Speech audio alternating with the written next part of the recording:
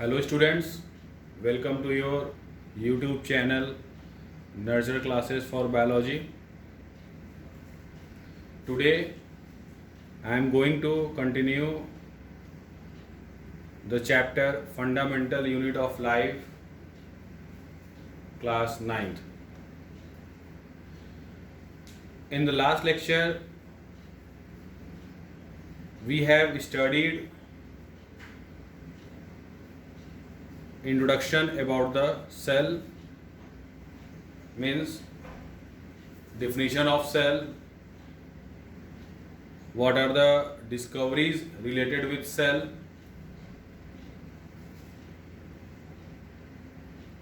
in this lecture we will study more about cell and cell theory. After that, what are the different components that consist a cell? Now let's start the chapter. Today the first topic is cell theory. What is cell theory and who proposed it? It was given by two biologists, M.J. Sleeden in 1838 and T. Schwann in 1839. Given that cell is the basic unit of life and all the plants and animals are composed of cells and cells components, means cell theory mainly consists of 2 points, that is cell is the basic unit of life and all the plants and animals are composed of cells and cells component. These 2 points were given by two biologists, M.J. Sleeden and Schwann, but they did not say about how do these cells come from. They only told that cell is the basic unit of life and all the plants and animals are composed of cells and cells component. Later, it was Rudolf Virchow in 1855 that expanded the cell theory further and gave the sentence omnis cellulae a cellula. It is written in Latin language and its meaning is all cells arise from pre-existing cells. Now the question that how do these cells are produced or come from?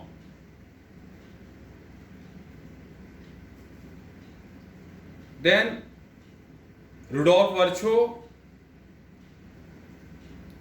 explained it by giving omnis cellulae a cellula, that is all cells arise from pre-existing cells.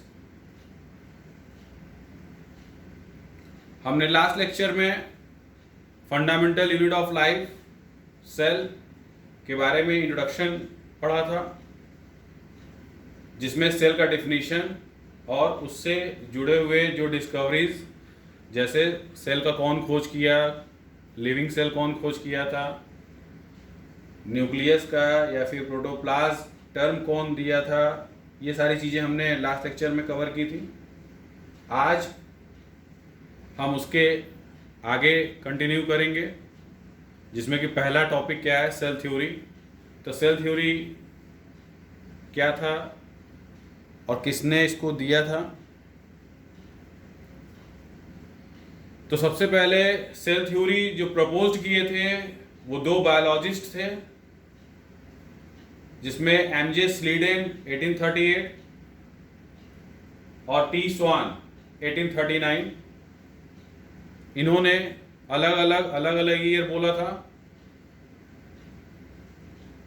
क्योंकि दोनों लोग का common था।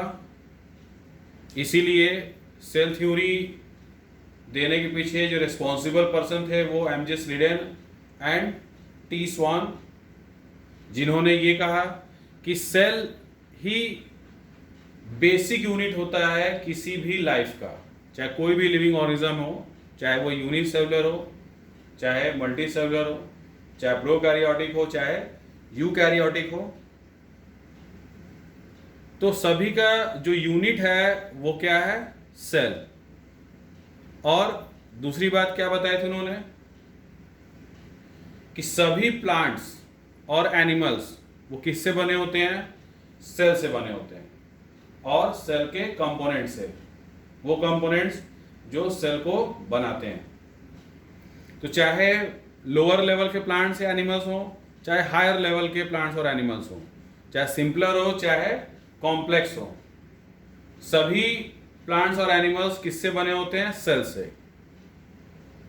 लेकिन इन्होंने ये तो बता दिया था कि सेल क्या होता है और जो प्लांट्स और एनिमल्स होते हैं वो किससे बने होते हैं, लेकिन अभी भी ये नहीं बता पाए थे कि ये सेल आता कहाँ से है या बनता कैसे है, इसका प्रोडक्शन कैसे होता है।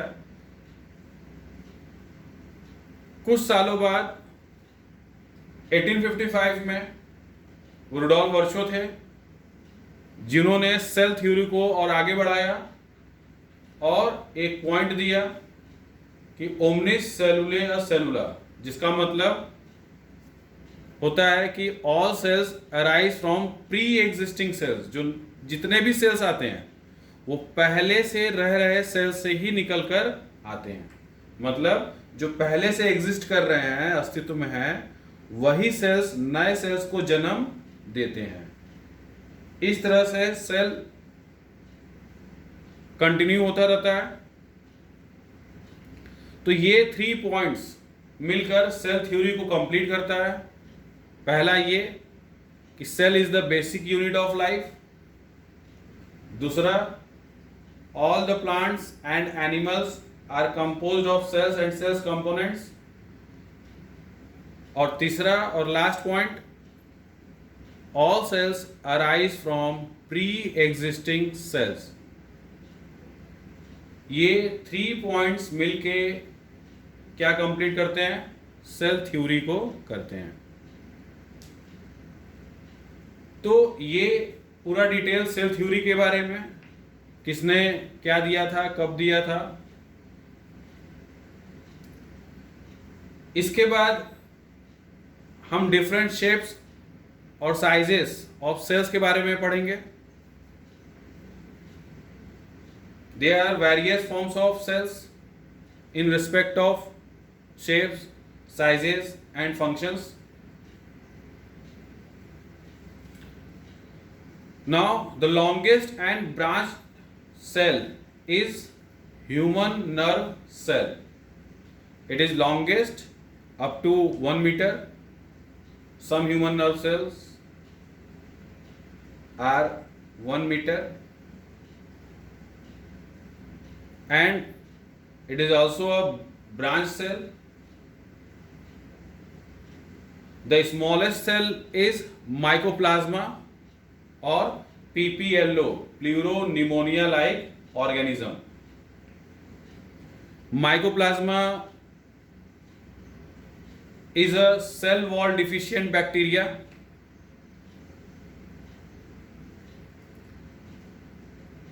The largest cell is an egg cell of ostrich.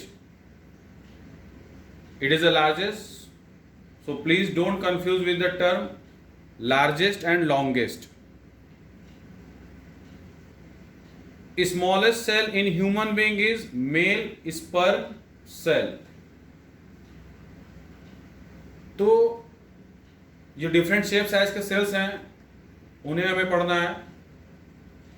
तो इसमें सबसे पहला लॉन्गेस्ट और ब्रांच सेल, सबसे लंबा और ब्रांच्ड जो सेल होता है वो ह्यूमन नर्व सेल होता है। ये लगभग 1 मीटर तक लंबे होते हैं, मैक्सिमम इनकी लेंथ 1 मीटर की होती है।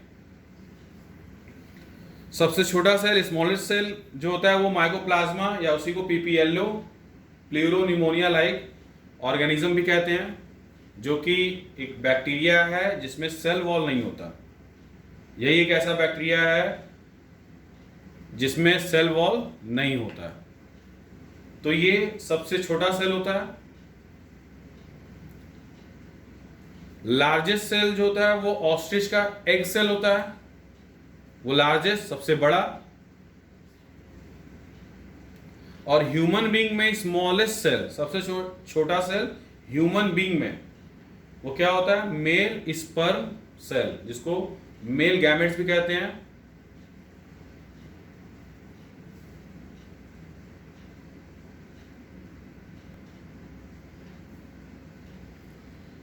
इसी तरह largest cell in human being is female egg cell. तो ह्यूमन बीइंग के केस में smallest cell male sperm cell that is male gametes, और largest cell in human being is female egg cell. Similarly human cell having flagella is also a male sperm cell. Male sperm cell has a flagella that enables it to flow freely, and fat storing human cell is called adipocyte that forms adipose tissue. तो adipocyte जो है वो fat storing cell है human being में, और इसी adipocyte से adipose tissue बनता है, और ये एडिपोस टिश्यू फैट स्टोर करता है। तो ये डिफरेंट शेप और साइजेस ऑफ सेल्स के बारे में, उनके फंक्शंस या उनके स्ट्रक्चर्स के बारे में। नेक्स्ट टॉपिक हमारा है structural organisation of a cell. Means what are the structural organizations or components of a cell from which any cell is made up of. So there are many components of cell such as plasma membrane, mitochondria, endoplasmic reticulum, ribosomes, nucleus, Golgi apparatus, vacuoles, lysosomes, and inclusion bodies, etc. So there are various small or large structures that form a cell. So the first one is plasma membrane, or it is also called as cell membrane. Membrane means covering that covers something. If it covers something, then it means it also protects something by covering it. Therefore, it is the outermost and second outermost covering of animal cell and plant cell respectively. And since it helps in protecting or covering the cell, therefore it is living. So plasma membrane or cell membrane is living outermost in case of animal cell and second outermost covering in case of plant cell. It is made up of lipids, especially phospholipids. It is a type of lipid that contain phosphorus group, and proteins by the process which is called as membrane biogenesis process. Means it is made up of lipids and proteins, and the process that synthesize plasma membrane or cell membrane is called membrane biogenesis process. It is semi-permeable in function, that is, it allows only selected substances to cross it in favor of cell. Means it doesn't allow all the things to cross it. There are certain substances which are helpful for cell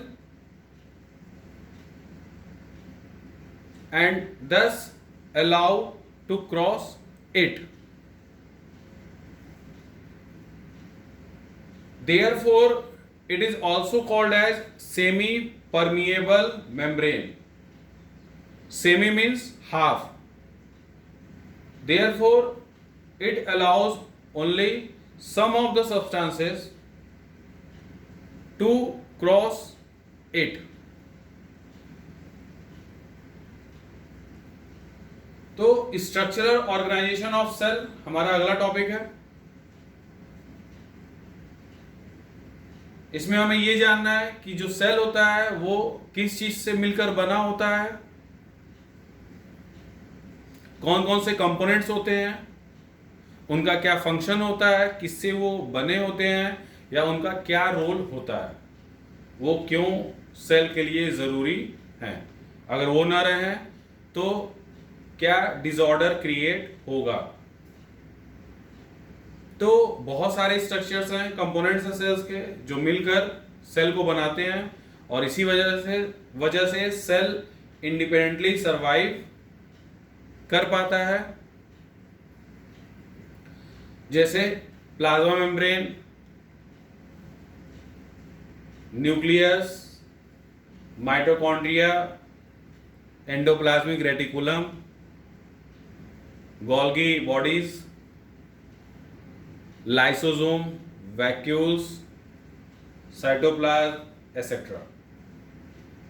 तो ये सारे components हैं cell के जो मिलकर cell को बनाते हैं और उसको एनेबल करते हैं कि वो इंडिपेंडेंटली सरवाइव कर सके. तो उसी में हम सबसे पहले हम पढ़ेंगे प्लाज्मा मेम्ब्रेन के बारे में, जिसको हम सेल मेम्ब्रेन भी कहते हैं. मेम्ब्रेन मीन्स कवरिंग होता है, मतलब ये सेल का क्या होता है, कवरिंग होता है, और कवरिंग होने का मतलब कि सेल को ये प्रोटेक्ट भी करता होगा. तो प्लाज्मा मेम्ब्रेन जो होता है वो लिविंग होता है और outermost covering animal cell के केस में और second outermost covering plant cell के केस में ये होता है. क्योंकि प्लांट सेल में आउटर मोस्ट क्या होता है, सेल वॉल, जो कि भी हम आगे पढ़ेंगे, लेकिन एनिमल सेल में सेल वॉल एब्सेंट होता है. इसीलिए प्लाज्मा मेम्ब्रेन एनिमल सेल के केस में आउटर मोस्ट सबसे बाहरी होता है. तो ये लिविंग होता है और ये लिपिड्स, जो कि एक तरह का उसमें फास्फोरस होता है और उसी फास्फोरस कंटेनिंग लिपिड्स को क्या बोलते हैं, फॉस्फोलिपिड। तो ये फॉस्फोलिपिड जो है ये टाइप ऑफ लिपिड है। एंड प्रोटीन्स, तो ये लिपिड्स और प्रोटीन्स का बना होता है, और जिस प्रोसेस के जरिए ये मेम्ब्रेन बनता है उस प्रोसेस को मेम्ब्रेन बायोजेनेसिस प्रोसेस कहते हैं। मींस मेम्ब्रेन बायोजेनेसिस प्रोसेस क्या है? It is the process of synthesis of plasma membrane from raw materials such as lipids and proteins। तो ये मेम्ब्रेन बायोजेनेसिस प्लाज्मा मेम्ब्रेन के बनने का प्रोसेस है जो कि लिपिड्स और प्रोटीन से मिलकर बना होता है, और ये प्रोटीन्स और लिपिड्स होने की वजह से ये फ्लेक्सिबल भी होता है और ये सेमी परमिएबल होता है। क्यों? क्योंकि ये कुछ चीजों को जो सेल के लिए फायदेमंद होते हैं उन्हीं को ये अलाउ करता है क्रॉस करने के लिए, चाहे सेल के अंदर चाहे सेल के बाहर। तो इसीलिए इसको सेमी परमिएबल मेम्ब्रेन भी कहा जाता है। क्यों? क्योंकि ये सभी चीजों को अलाउ नहीं करता है, ये फिल्टर करता है। जो सेल के फेवर में होता है उसी को वो अलाउ करता है कि सेल मेम्ब्रेन को क्रॉस करके वो जाए। इसीलिए इसको सेमी परमिएबल मेम्ब्रेन कहा जाता है।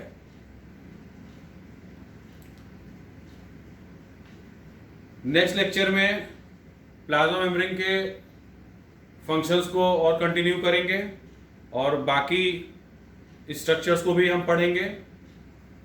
अगर आपको इस लेक्चर में कोई भी प्रॉब्लम हो, कोई भी वर्ड ना समझ में आया हो, प्लीज़ आप कमेंट सेक्शन में आप उसको मेंशन करिए और मैं उसको नेक्स्ट लेक्चर में सॉल्व करूंगा या डिस्कस करूंगा। Thank you students.